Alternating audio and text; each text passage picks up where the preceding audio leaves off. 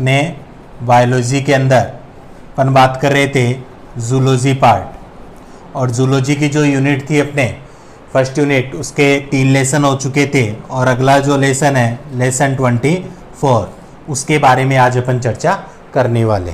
तो लेसन क्या है अपने, लेसन का नाम है मानव रक्त परिसंचरण तंत्र।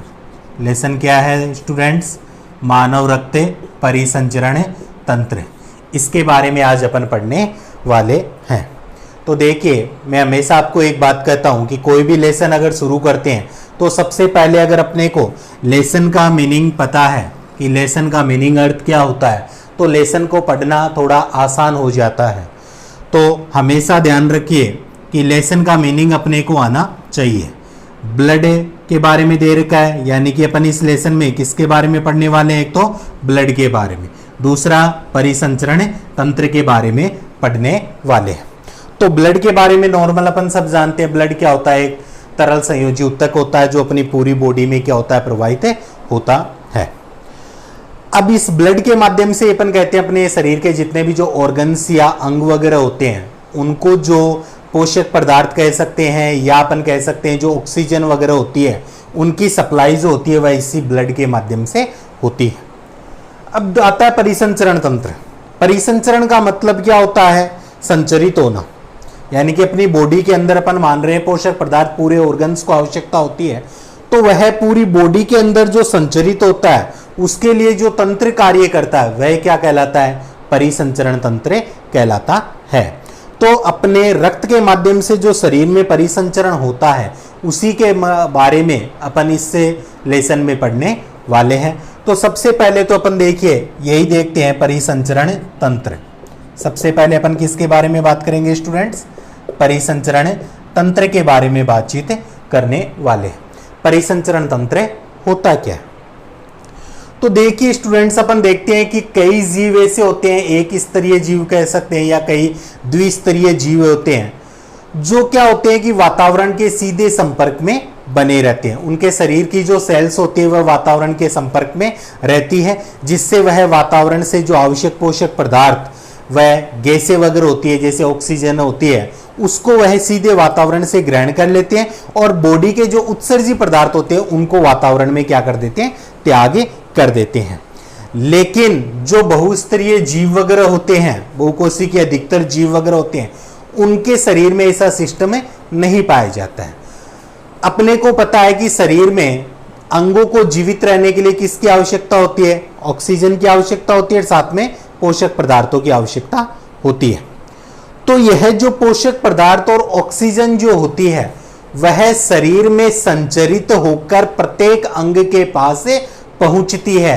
इसके लिए शरीर में जो तंत्र जिम्मेदार होता है दोस्तों वह क्या होता है, अपना परिसंचरण तंत्र होता है। यानी कि परिसंचरण तंत्र वह तंत्र होता है जो अपने शरीर के अंदर क्या करता है, एक तो अपन कहते हैं कि जो पोषक पदार्थ होते हैं, यानी कि जिससे अपने को क्या मिलता है, पोषण किससे मिलता है, पोषक पदार्थों से मिलता है, ये मिलता है।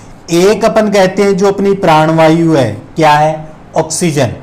इनका जो अपन कह सकते हैं सर्कुलेशन होता है या परिसंचरण होता है जिस तंत्र के माध्यम से होता है उसे अपन क्या कहते हैं फ्रेंड्स, परिसंचरण तंत्र के नाम से जानते हैं। क्या कहते हैं, परिसंचरण तंत्र के नाम से जानते हैं।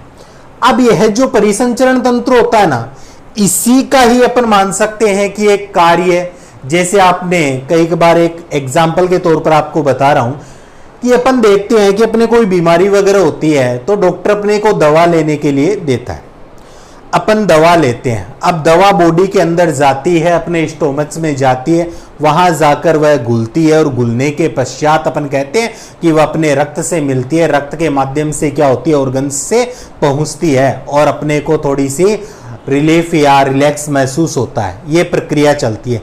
लेकिन कई बार अपन ने देखा है कि जब अपनी बीमारी अधिक होती है, दर्द वगैरह अधिक होता है, तो डॉक्टर अपने इंजेक्शन लगाता है। डॉक्टर क्या होता है, इंजेक्शन लगाता है। इंजेक्शन के माध्यम से जो वैक्सीन अपने को दी जा रही है वह क्या हो रही है, सीधी ब्लड में जा रही है, सीधी ब्लड में जा रही है, और अपने को जो आराम होता है, रिलैक्स होता है, रिलीफ होता है, वह क्या होता है, थोड़ा जल्दी मिल जाता है। यानी कि ब्लड क्या कर रहा है, यहां सर्कुलेशन का कार्य कर रहा है, ब्लड क्या कर रहा है, उस वैक्सीन के सर्कुलेशन का कार्य कर रहा है। जो गोली अपन ले रहे हैं उसके माध्यम से तो वह सर्कुलेशन का कार्य क्या हो रहा है, थोड़ा सा टाइम लग रहा है उसके अंदर, क्योंकि वह अपन मान सकते हैं कि पाचन क्रिया माध्यम से होता है। और इसमें क्या हो रहा है कि इंजेक्शन के माध्यम से सीधा ब्लड के अंदर वैक्सीन आ रहा है और वह परिसंचरित होकर अंगों के पास से पहुंच रहा है। तो यह कार्य कौन कर रहा है, परिसंचरण तंत्र कर रहा है। अब अपन देखते हैं कि जो प्राणियों के अंदर जो परिसंचरण तंत्र होता है ना, वह कितने प्रकार का होता है, 2 प्रकार का होता है। प्राणियों के शरीर के अंदर जो परिसंचरण तंत्र होता है वह कितने प्रकार का, 2 प्रकार का होता है। एक तो अपन देखते हैं खुला परिसंचरण तंत्र। एक कौन सा होता है स्टूडेंट्स, खुला परिसंचरण तंत्र। एक मैं कहना चाहूंगा, आप वीडियो देख रहे हो अच्छे प्रकार से समझिए, किसी भी प्रकार की कोई दिक्कत हो तो आप कमेंट्स में करके मेरे से पूछ सकते हैं, और साथ साथ में आप इनके नोट्स भी बनाते जाइए। वो मैं इसलिए कह रहा हूं क्योंकि अपने को पता है कि कोरोना बीमारी चल रही, इसके चलते स्कूल वगैरह लेट खुलेंगे, तो अपन घर बैठकर आसानी से तैयारी कर सके, इसलिए आप पढ़िए और साथ साथ में नोट्स भी तैयार कीजिए। तो एक तो होता है खुला परिसंचरण तंत्र, और एक क्या होता है स्टूडेंट्स, एक होता है अपने बंद परिसंचरण तंत्र।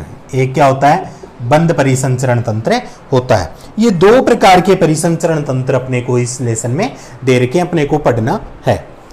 खुला परिसंचरण तंत्र, सबसे पहले अपन बात किसकी करने वाले हैं स्टूडेंट्स, खुला परिसंचरण तंत्र। अब ये खुला परिसंचरण तंत्र होता क्या है, इसके बारे में थोड़ा सा अपन देख लेते हैं।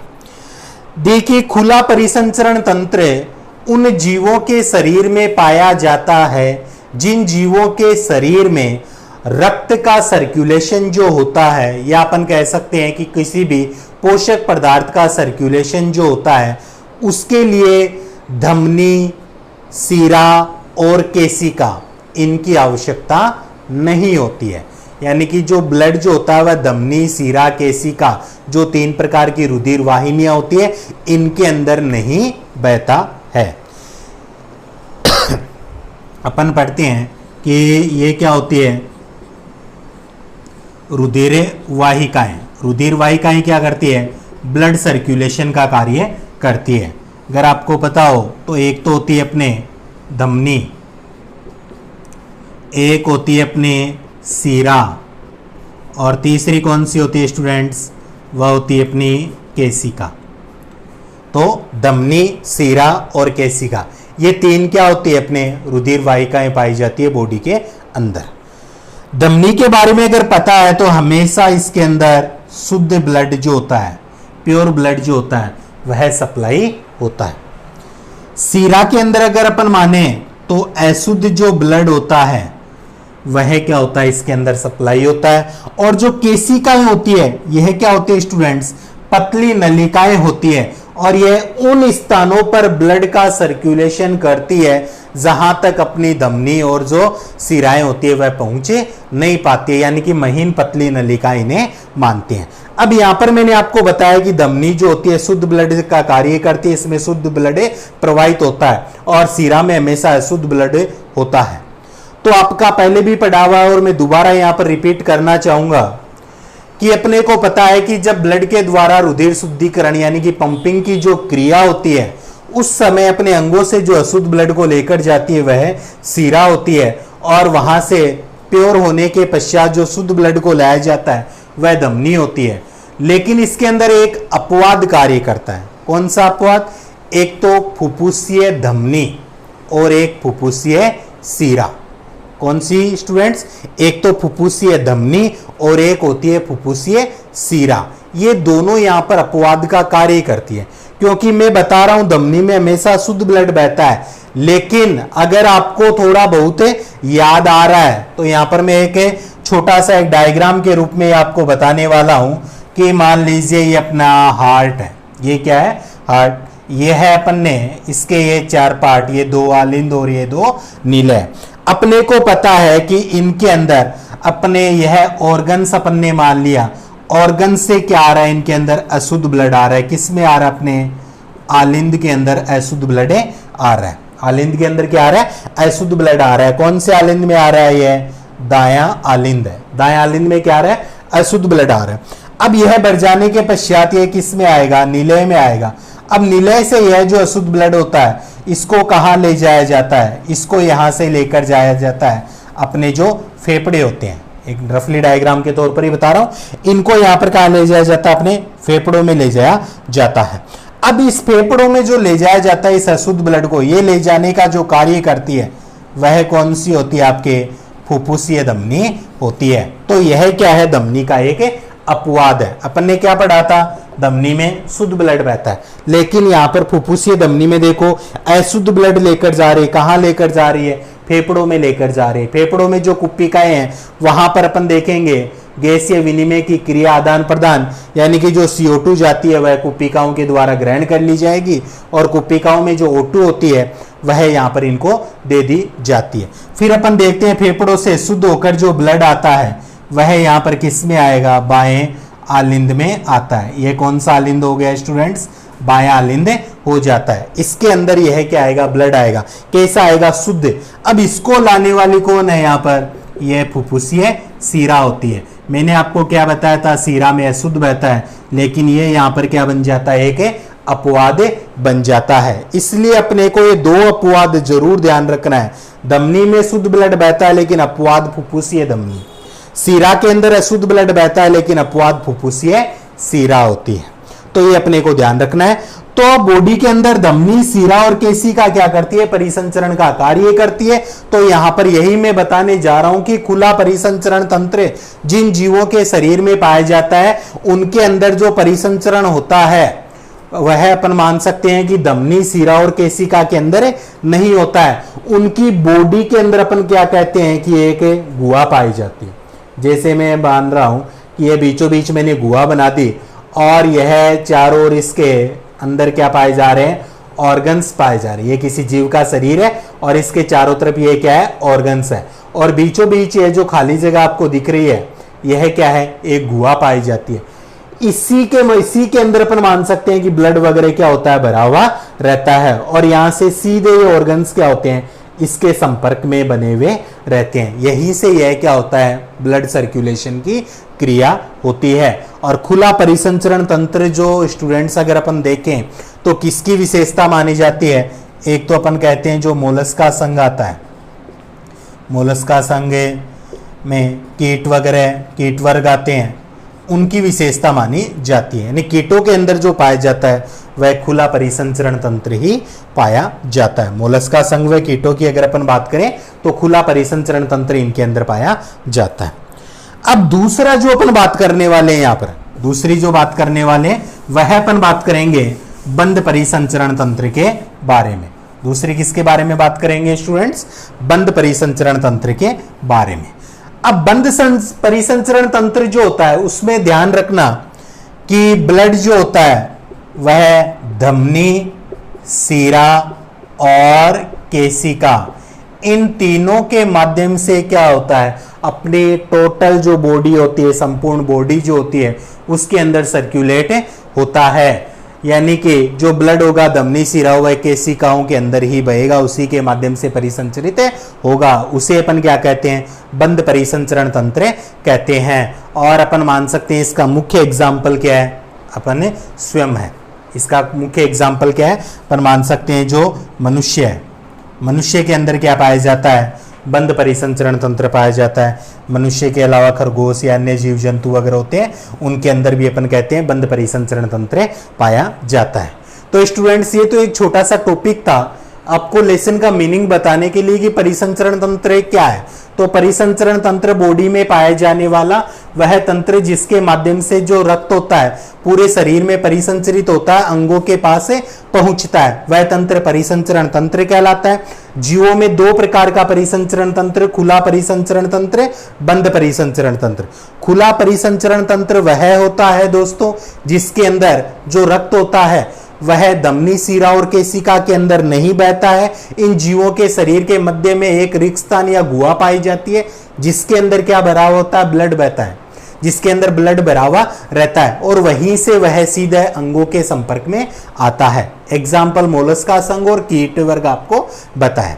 दूसरा बताया बंद परिसंचरण तंत्र, यानी कि इसके अंदर जो ब्लड सर्कुलेशन की क्रिया होगी धमनी, सिरा और केशिका में होगी, इन्हीं के माध्यम से रुधिर परिसंचरित होता रहता है। अब अपन देखेंगे कि इसका एग्जाम्पल मनुष्य स्वयं है। अपने अंदर बंद परिसंचरण तंत्र पाया जाता है, धमनी, सिरा, केशिकाओं का पूरा जाल है शरीर के अंदर एक पाया जाता है, उसी के अंदर अपन मान सकते हैं कि सर्कुलेशन की क्रिया होती है। या अन्य जीव जंतु, खरगोश वगैरह, गाय भैंस वगैरह जो भी है, उनके अंदर अपन मान सकते हैं कि यह सारा सिस्टम जो होता है वह प्रेजेंट होता है। तो ये बात थी परिसंचरण तंत्र की। अब अपन स्टूडेंट्स यहां पर बात करने वाले हैं रक्त परिसंचरण तंत्र की। बंद परिसंचरण तंत्र मनुष्य में देख लिया, अपने लेसन क्या है, मानव का रक्त परिसंचरण तंत्र। तो इसके बारे में अपन बातचीत करने वाले हैं। साथ साथ में पढ़िए, साथ साथ में एक बार पढ़िए, समझिए, दूसरी बार में नोट्स वगैरह तैयार कीजिए। कोई प्रॉब्लम आती है बार बार पूछिए, बताने के लिए कभी भी आपको मनाही नहीं होगी। तो ये देखिए रक्त परिसंचरण तंत्र, रक्त परिसंचरण। अब रक्त परिसंचरण को पढ़ने से पहले सबसे पहले अपन किसके बारे में पढ़ेंगे, रक्त या ब्लड के बारे में। ये होता क्या है, तो नॉर्मल अपन 12वीं क्लास के स्टूडेंट्स यहां पर पढ़ रहे हैं, तो मैं बताना चाहूंगा कि नॉर्मल आप इसके बारे में जानते हैं। ब्लड क्या होता है, ब्लड एक तरल संयोजी उत्तक होता है। ब्लड क्या होता है, एक तरल संयोजी उत्तक होता है, यानी कि लिक्विड रूप में पाया जाता है। संयोजी उत्तक यानी कि यह क्या करता है, ऑर्गन्स को आपस में जोड़ने का कार्य करता है, क्योंकि अपने को पता है ब्लड के माध्यम से सारे ऑर्गन्स क्या होते हैं, जुड़े हुए रहते हैं, इसलिए ये संयोजी उत्तक अपन इसे मानते हैं। ब्लड क्या है, तरल अवस्था के अंदर पाया जाएगा, या अपन कह सकते हैं द्रव अवस्था के अंदर यह उपस्थित रहता है। अब इसकी जो मात्रा होती है ना शरीर में, वह कितनी होती है, तो मैं आपको बताऊंगा कि जो शरीर का जो वजन होता है, शरीर के वजन का लगभग अगर देखें तो 8%, शरीर के व्यक्ति के शरीर का जो वजन होता है उसका लगभग अगर माने 8% अपन मान सकते हैं व्यक्ति में क्या पाया जाता है, ब्लड पाया जाता है। नॉर्मली अगर अपन देखें एक स्वस्थ जो मनुष्य होता है उसके शरीर के अंदर अगर ब्लड देखें तो अपन देखेंगे पुरुषों के अंदर देखा जाए तो लगभग अपन कहेंगे कि 5 लीटर तक अपन मान सकते हैं ब्लड पाया जाता है, और महिलाओं के अंदर अगर अपन देखें तो यह लगभग 4 या 4.5 लीटर तक क्या पाया जाता है, ब्लड पाया जाता है। अब यहां पर आप लोग कहोगे कि सर पुरुष और महिलाओं में ब्लड अलग अलग कैसे होता है, तो मैंने एक बात बताई थी, शरीर के वजन के हिसाब से होता है। और नॉर्मली अगर देखें तो पुरुष के शरीर का जो वजन होता है वह महिला के शरीर की तुलना में क्या होता है, ज्यादा होता है, इसलिए वहां पर ब्लड भी क्या होता है, इसके अंदर ज्यादा पाया जाता है। अब यहां से कई बार क्वेश्चन पुटअप होता है कि ब्लड का जो रंग होता है, ब्लड का जो रंग होता है वह कैसा होता है, लाल होता है। ब्लड का रंग जो होता है वह लाल होता है। ब्लड में क्या पाया जाता है, इसके अंदर अगर पूछा जाए कौन सी धातु, तो आयरन या जो अपन मान सकते हैं फेरस, वह जो होती है इसके अंदर प्रेजेंट होती है। फेरस जो आयन होते हैं वह इसके अंदर प्रेजेंट या अपन मान सकते हैं लोह तत्व वगैरह भी अपन माने तो इसके अंदर प्रेजेंट होते हैं, यह इसके अंदर पाए जाने वाले। फिर यहाँ पर क्वेश्चन यही उठता है कि ब्लड का जो रंग होता है वह लाल क्यों होता है, तो इसके लिए मैं आपको बताना चाहूंगा कि अपने ब्लड के अंदर एक प्रोटीन पाई जाती है जिसे अपन क्या कहते हैं, हीमोग्लोबिन। क्या कहते हैं स्टूडेंट्स, इसे अपन कहते हैं हीमोग्लोबिन पाई जाती है। अपन ने 10th क्लास के माध्यम से इतना ही पढ़ रखा है कि हीमोग्लोबिन के माध्यम से जो ब्लड होता है उसका रंग कैसा होता है, लाल होता है। लेकिन आज इसको थोड़ा सा मैं आपको क्लियर करना चाहूंगा, वह सुनिए थोड़ा सा। हीमोग्लोबिन, अगर इस हीमोग्लोबिन का खुद का रंग देखा जाए तो स्टूडेंट्स कैसा होता है, नीला होता है। हीमोग्लोबिन जो प्रोटीन मानते हैं अपन, इसके अंदर अपन देखें तो हीमोग्लोबिन में भी अगर देखें तो देखो इसको भी अगर मैं डिवाइड करूंगा तो हिम प्लस क्या हो जाता है, ग्लोबिन। हिम प्लस क्या आ जाता है, ग्लोबिन। हिम तो यहां पर क्या है, वर्णक है, और ग्लोबिन यहां पर क्या है, प्रोटीन है। वर्णक क्या करता है, रंग प्रदान करने का कार्य करता है, और ग्लोबिन या प्रोटीन के रूप में कार्य करेगा। तो देखिए हीमोग्लोबिन के खुद के रंग की बात की जाए तो कैसा रंग पाया जाता है, नीला रंग इसका होता है। लेकिन ध्यान रखिए कि जब यह हीमोग्लोबिन जो ब्लड में पाया जाता है तो इससे ऑक्सीजन के साथ में जब क्रिया कर लेता है तो हीमोग्लोबिन जो होता है HbN हीमोग्लोबिन, यह किसके साथ में क्रिया कर लेता है, ऑक्सीजन के साथ में क्रिया कर लेता है। अपनी बॉडी के अंदर ऑक्सीजन आती है, ब्लड से मिल जाती है, तो क्या बनता है अपने ऑक्सी हीमोग्लोबिन बनता है। क्या बनता है स्टूडेंट्स, ऑक्सी हीमोग्लोबिन बनता है। और इसी ऑक्सी हीमोग्लोबिन के कारण अपन कहेंगे कि ब्लड का रंग कैसा हो जाता है, लाल हो जाता है। यानी कि हीमोग्लोबिन का खुद का रंग नीला होता है, लेकिन जब यही हीमोग्लोबिन ऑक्सीजन के साथ में क्रिया कर लेता है तो अपने ब्लड को यह लाल रंग प्रदान करने का कार्य करता है। यानी ऑक्सी हीमोग्लोबिन के कारण यह लाल रंग होता है। यहीं पर मैं आपको बताना चाहूंगा कि हीमोग्लोबिन की जो बंधुता होती है वह ऑक्सीजन की तुलना में किसके साथ में ज्यादा होती है, कार्बन डाइऑक्साइड, कार्बन मोनोऑक्साइड के साथ में क्या होती है, ज्यादा होती है। इसीलिए अपन देखते हैं कि अगर कई बार अपने शरीर के अंदर अपन मान रहे हैं कि जहरीली गैस वगैरह प्रवेश करती है, कार्बन मोनोऑक्साइड वगैरह प्रवेश करती है, तो वह क्या होती है कि जल्दी से हीमोग्लोबिन के साथ बंधुता प्रदर्शित करती है और सर्कुलेट होती है शरीर में और ऑर्गन्स के पास पहुंचती है, अपनी डेथ वगैरह हो जाती है। जबकि इसकी तुलना में ऑक्सीजन को सर्कुलेशन में थोड़ा सा टाइम लगता है, क्योंकि हीमोग्लोबिन के साथ बंधुता उसकी क्या होती है, थोड़ी कम होती है। तो यह बात थी अपने ब्लड के बारे में, नॉर्मल सी बात मैंने आपको बताई। अब जो ब्लड जो होता है उसके दो पार्ट अपन देखते हैं। ब्लड जो होता है उसको दो भागों में डिवाइड किया जाता है। एक तो होता है आपके रुधिर प्लाज्मा और दूसरा कौन सा होता है, रुधिर कणिका। एक तो क्या होता है, रुधिर प्लाज्मा होता है और दूसरा क्या होता है, रुधिर कणिकाएं होती है। तो रुधिर प्लाज्मा और रुधिर कणिका, इनके बारे में अब अपन पढ़ते हैं। रुधिर प्लाज्मा जो होता है उसके बारे में अगर अपन देखें तो टोटल जो अपना ब्लड होता है उसका अगर अपन देखें तो 55% जो भाग होता है वह क्या होता है, रुधिर प्लाज्मा होता है, और बचा हुआ जो 45% जो होता है वह क्या होता है, अपने रुधिर कणिकाएं होती है। तो ये थे अपने रुधिर प्लाज्मा और रुधिर कणिकाएं। इनके बारे में अब अपन थोड़ा सा पढ़ने वाले हैं।